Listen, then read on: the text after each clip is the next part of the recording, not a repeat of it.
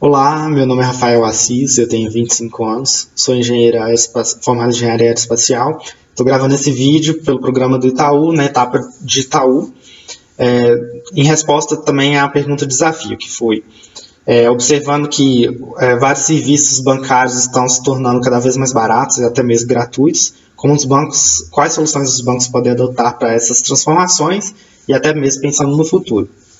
Bom, para atacar especificamente essa questão de redução de preços cobrados de serviços, os bancos, algumas soluções dos bancos são, primeiro, transformar aqueles serviços, todos os serviços físicos que eles têm atualmente em serviços digitais, reduzindo assim seus custos e podendo refletir também numa redução nos preços cobrados pelos seus serviços.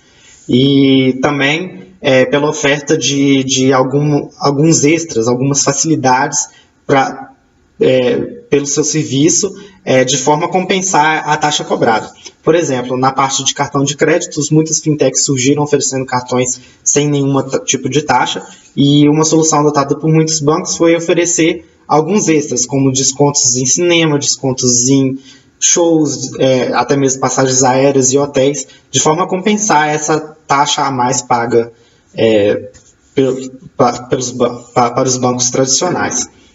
Bom, mas para garantir o futuro, não é necessário, não basta apenas copiar as tecnologias empregadas por fintechs. É necessário estar também na vanguarda. E não somente isso, buscar sempre facilitar a vida dos seus clientes.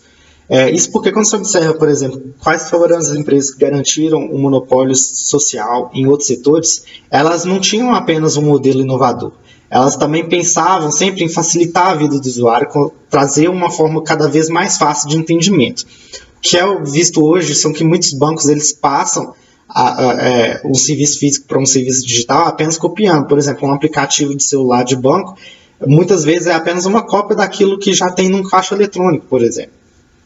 E não basta isso, o aplicativo deveria oferecer uma forma facilitada de entendimento, porque tem muitas pessoas que não entendem, não sabem direito como resolver esses problemas num caixa eletrônico. Então deveria ser fácil utilizar as tecnologias que estão surgindo atualmente para facilitar o uso do aplicativo, como por exemplo o serviço de pesquisa por meio de comandos de voz, o uso de reconhecimento facial como alternativa para as senhas, no caso de pagamentos, transações bancárias. Também pensando nos outros pontos que seriam passar de uma individualidade para uma coletividade e garantir a abundância de serviços, os bancos têm que começar a pensar também nessa coletividade empresarial. Ou seja, buscar a competição onde ela é realmente necessária e buscar a parceria onde ela não é.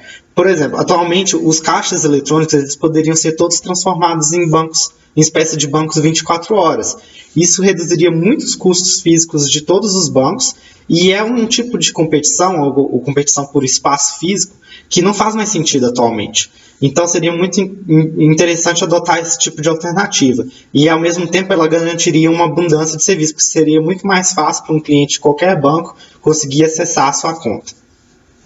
Bom, agora partindo um pouco mais sobre a minha vida pessoal, falando um pouco sobre os pontos marcantes da minha vida, primeiro eu gostaria de destacar vários desafios que eu participei no início do meu período de faculdade, como entre eles o desafio estratégico da Bain Company, o desafio Sebrae de empreendedorismo, porque eles me mostraram que, além de confirmar que isso era uma área que eu gosto muito, que é o empreendedorismo, economia, eles me mostraram que para se dar bem neles é necessário pesquisar a fundo, é necessário conhecer mesmo sobre aquilo que estava falando, porque antes eu tinha apenas assim, eu gostava muito da área e tinha um feeling sobre aquilo, mas eu não me dedicava tanto sobre isso. E quando eu vi que, quando eu tive perdi nesses desafios, eu vi que eu realmente precisava dar um passo a mais, que seria me dedicar a isso e estudar sobre isso. Isso também se refletiu no período que eu fui diretor de recursos humanos pela empresa Júnior.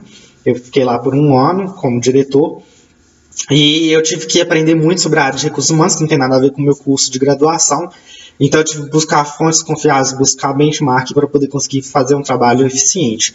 E além disso também aprendi muito sobre liderança, como fazer as pessoas focarem seus esforços num caminho comum, para conseguir o máximo de eficiência possível dentro da empresa. Por fim, a última coisa que eu gostaria de destacar foi o estágio que eu fiz na Boeing Company durante o meu período de intercâmbio dos Estados Unidos. E lá a gente teve um projeto muito desafiador, a gente desenvolveu um projeto piloto para a indústria de biocombustíveis no Brasil. E apesar da gente achar que o nosso projeto estava muito bom, o meu grupo não conseguiu ganhar, foi uma espécie de competição. E a gente, depois, refletindo sobre isso, a gente percebeu que nossa ideia, apesar de ser uma ideia muito grandiosa, muito ousada, ela não era a ideia necessária para aquele momento. Porque aquele momento era um momento de validar a indústria, mostrar que aquilo era possível. E a nossa ideia era uma ideia muito cara para aquele momento. Então, me fez refletir que não basta ter uma ideia boa, ela tem que se encaixar com aquele momento em que você está analisando. Bom, o que eu tinha para falar é isso. Obrigado pela oportunidade.